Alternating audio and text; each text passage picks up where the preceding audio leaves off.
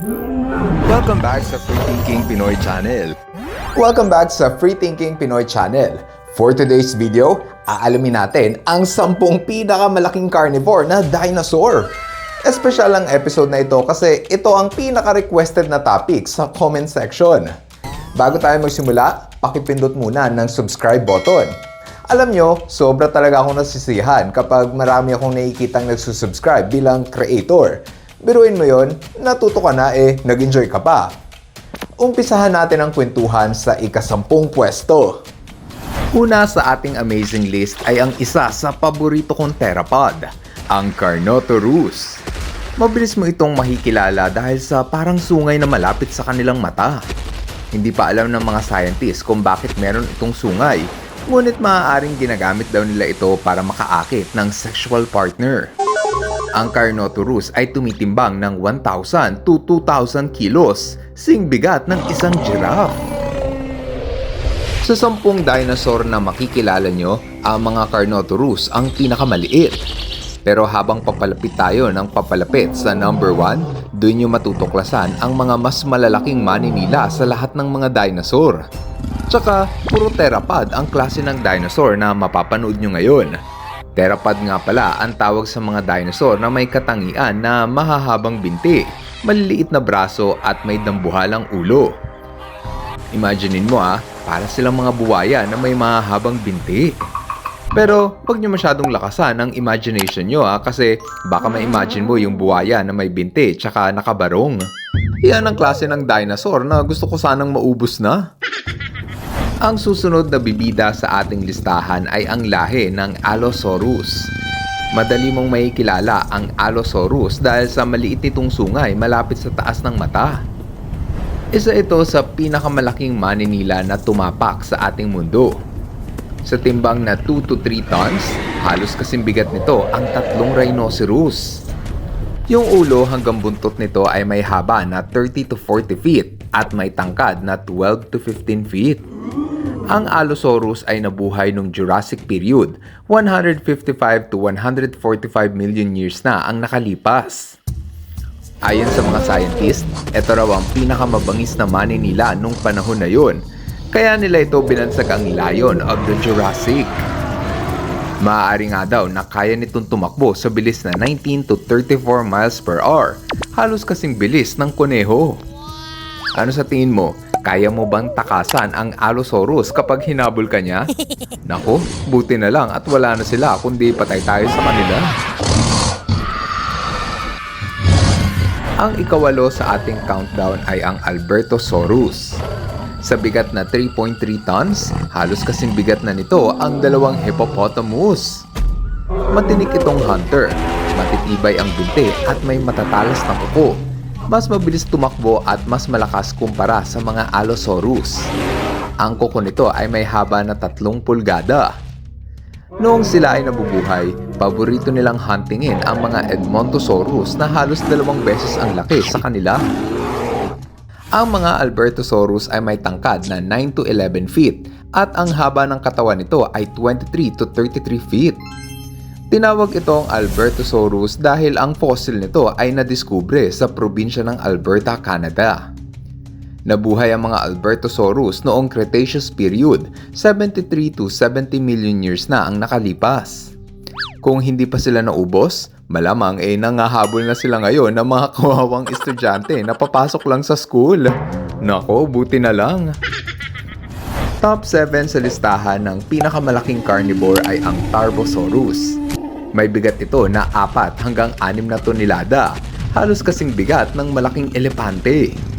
Ang katawan nito ay may taas na 10 hanggang 13 talampakan at may haba na 33 to 40 feet. Nabuhay ang mga Tarbosaurus 72 to 68 million years na ang nakalipas nung panahon pa ng Cretaceous period. Ayon sa pag-aaral ng mga siyentipiko, ito raw ang may pinakamaliit na braso at kamay sa lahat ng theropod. 2 nga lang daw ang daliri nito. May teorya kung bakit maliit lang ang mga braso at kamay nito at ang tawag rito ay evolutionary trade-off hypothesis. Kapag sinabing evolutionary trade-off hypothesis, ibig sabihin merong parte ng katawan na paliliitin mo para ipalit sa ibang parte ng katawan mo para mas lalong lumakas. For example, yung mga theropod, maliit yung braso nila kasi pinagpalit nila yon para magkaroon sila ng mas malakas na panga. Kumbaga, habang lumiliit at nagiging mahina yung braso at kamay nila, yung panga naman nila at saka yung ulo lumalaki. Kasi yung muscle na nandito sa kamay at braso nila, lumilipat in theory, okay? In theory, lumilipat yung muscle dito sa ulo at saka sa panga. Kasi nga, importante yun sa kanila kasi importante sa mga theropod na magkaroon ng malakas na panga. So, in theory, mas mahalaga sa theropod ang magkaroon ng malakas na panga kaysa magkaroon ng kamay at saka braso. So, yun ang ibig sabihin ng evolutionary trade-off hypothesis. Mas malakas ang panga, mas madali silang makakahuli ng pagkain. Dahil sa maikli lang ang kanilang braso, ito ang dinosaur na hindi kayang mag-selfie sa camera. Sa totoo lang, marami pang teorya o posibleng dahilan kung bakit maliit ang braso ng mga dinosaur na theropod. Pero pag-usapan na lang natin yan sa ibang video. Next sa ating listahan ay ang Maposaurus. May timbang ito na 5 hanggang 7 tonelada. Halos simbigat yun ng 2 Asian elephant. Natagpuan ang fossil nito sa Patagonia, Argentina noong 1997. Dahil sa laki ng kanilang katawan, marahil daw kaya nitong magpatumba ng biktima na 3 beses na mas malaki pa sa kanila. Ayon sa mga paleontologists na sumuri dito, maaaring sila ay mga pack hunters. Ibig sabihin, nagtutulungan ito para makahuli ng pagkain. Ang pagtutulungan ng mga Maposaurus ay palatandaan na hindi lang sila malakas, kundi sila din pala ay matatalinong hunter. Kaya naman sa tingin ko, ang mga Maposaurus ang ilan sa pinakadelikadong dinosaur noong panahon na yon kasi matalino sila at nagtutulungan. Naku, delikado tayo kung may Maposaurus pa tapos hahabulin nila yung mga jeep na dumadaan sa gubat. Number 5 sa listahan ng pinakamalaking predator ay ang Acrocanthosaurus. Nahukay ang fossil nito sa Oklahoma, Texas at North Carolina sa bansang Amerika. Ang pinakamalaki nito ay pwedeng tumimbang ng 8 tonelada. Mas mabigat pa yon kaysa sa 50 inahing baboy. Dahil sa laki ng kanilang katawan, nakakayanan nilang umatake ng mga higanteng hayop, gaya ng sauropod at matagumpay nila itong napapabagsak. Matalas ang ngipin nito na sinabayan ng malakas na puwersa na pangkagat, kaya siguradong malaki ang pinsala nito sa biktima. Ang kuko nito ang ilan sa may pinakamahaba na nakita ng mga scientist. Biruin mo yon, halos 5 to 7 inches ang matutulis nitong kuko. Ang galing no? Ang haba ng kuko. Paano kaya sila mangulangot? Hindi kaya nasasaktan yung ilong nila sa haba ng kanilang kuko? Hindi makukumpleto ang listahan kung wala ang Carcharodontosaurus. Sa bigat na 10 tonelada, isa ito sa pinaka-kinatatakutang dinosaur noong unang panahon. Kung itatabi mo ito kasama ng tao, makikita mo ang taas nito na aabot ng 16 feet at may haba ng katawan na 39 to 45 feet. Ang pangalang Carcharodontosaurus ay salitang Grego na ibig sabihin ay shark-toothed lizard. Noong nakita kasi ang mga ngipin nito, napansin nila ang pagkakapareho nito sa ngipin ng mga pating. Ayon sa mga paleontologists, naging mabisa ang ngipin nito para makapunit ng makakapal na balat ng kanilang kalaban. Bawat isang piraso ng ngipin nito ay aabot ng 6 na pulgada. Ang ganda ng ngipin nila, no? Kumpleto at walang bungi. Posible kaya na nagtutoothbrush ang mga dinosaur kaya ang gaganda ng mga ngipin nila? Ang pangatlo sa mga pinakamalaking predatory dinosaur ay ang Giganotosaurus. Tumitimbang ito ng 13 tonelada, halos kasing bigat na yon ng balyena. Kaya nga ito tinawag na Gigantosaurus dahil higante ito na may taas na 13 feet at haba na 46 feet. Kung napanood mo ang Jurassic World, matatanda ang isa ito sa naging dahilan kung bakit nalagay sa panganib yung buhay ng mga bida. Kuhang-kuha sa pelikula kung gaano kabangis ang mga Giganotosaurus.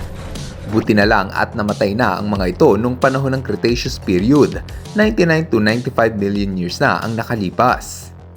Nakita ang mga fossil nito sa Patagonia, Argentina noong taong 1993. Isa sa nakamamanghang tuklas tungkol sa fossil ng Giganotosaurus ay meron lamang itong 3 daliri. Maliit lang ang braso at kamay nito kumpara sa napakalaki nitong katawan. Naisip ko tuloy, paano kaya nila kinakamot yung likod nila pag nangangati? Nakikisuyo lang ba sila sa ibang dinosaur para kamutin yung likod nila? Siyempre, mawawala pa ba sa ating listahan ang pinakasikat sa lahat ng carnivore na dinosaur? Ang Tyrannosaurus Rex o kung gusto mo ng maikli, T-Rex na lang. Ito na ata ang pinakasikat at pinakakinatatakutan sa lahat ng dinosaur, mapapelikula man o maski sa kataang isip. May bigat ito na 8 to 14 tons, kaya hindi na nakapagtataka kung bakit tanyag ang T-Rex sa palakihan ng katawan. Halos kasing bigat nito ang malaking heavy-duty na bulldozer. Kung nabubuhay lamang sila, makikita mo kung gaano sila katangkad na aabot ng 15 to 20 feet at may haba ng katawan na 40 to 43 feet. Habang sinusuri ng mga paleontologist ang bungo ng T-Rex, napag-alaman nila na ito marahil ang may pinakamalakas na pangkagat o bite force. Sa tansya nga nila yung puwersa ng kagat nito ay baka umabot ng 8,000 to 12,800 pounds per square inch. Halos 3 beses na mas malakas pa kaysa sa kagat ng pinakamalaking buwaya. Dahil sa malakas nitong pangkagat, kaya nito makadurog ng buto ng malalaking hayop. Hanggang sa ngayon, namamangha pa rin ang sangkatauhan sa katanyagan ng mga T-Rex kahit matagal na silang nabura sa mundo. At ang numero 1 sa ating listahan ay ang Spinosaurus. Ito na ang pinakamalaking maninila o largest predator na tumapak sa lupa nung panahon ng mga dinosaur. Nung sinuri nila ang fossil ng Spinosaurus, posible daw na may bigat ito na aabot ng 10 hanggang 20 tonelada. Mas mabigat pa yon kaysa sa city bus na dumadaan sa EDSA. Ang pinakasikat na katangian ng Spinosaurus ay ang malapad nitong buto at balat sa bandang likuran na parang sail o layag. Kaya nga ito tinawag na Spinosaurus dahil sa nakataas nitong buto ng spine. Posible raw na ginagamit nila ang malapad na spine bilang thermoregulation o pampalamig ng kanilang katawan. Ayon sa pag-aaral ng mga scientist, maaaring lumaki ng husto ang katawan ng Spinosaurus dahil palagi itong nasa tubig. Kumbaga may teorya na semi-aquatic raw ang Spinosaurus. Kapag kasi ang hayop ay nasa tubig, yung bigat ng kanilang katawan ay nasusuportahan ng tubig, kaya pwede silang mag-evolve ng may malalaking katawan. Simula nang namatay ang lahi ng mga Spinosaurus, 60 million years na ang nakalipas, wala nang ibang predator sa lupa ang naging mas malaki pa kaysa sa kanila. O nag-enjoy ba kayo sa ating listahan? Buti na lang at hindi na natin naabutan pa ang mga dinosaur na ito. Kasi kung naabutan natin sila, siguradong gagawin lang tayong merienda ng mga halimaw na yan. Kung ikaw ang tatanungin, alin sa mga predatory dinosaur ang paborito mo? Ako kasi, paborito ko yung Carnotaurus kasi ang astig ng sungay nila. Kung ano man ang napili mong dinosaur, paki-comment na lang sa ibaba ng video. Ngayon, andito na tayo sa ating shoutout portion. Hello kay Kenshin Gabriel, Ethan Style Barnayha, LJ Luis at Natalia Joy, Lee Axel, Lay Gino at Genesis Faith Corpus. At kinamamamayan, Papadong, John Mark, Christine, Prince Ethan, Hannah Shane at Baby Isabella Rose. Maraming salamat sa inyong panonood na see you guys on our next video. Bye-bye! Hello mga ka-FTP! Ako si Nomer at nagpapasalamat sa inyong panunood. Kung nagustuhan nyo ang video ito, subscribe na sa FTP channel. Don't forget to hit the subscribe button para updated ka sa mga bagong videos. Paalam!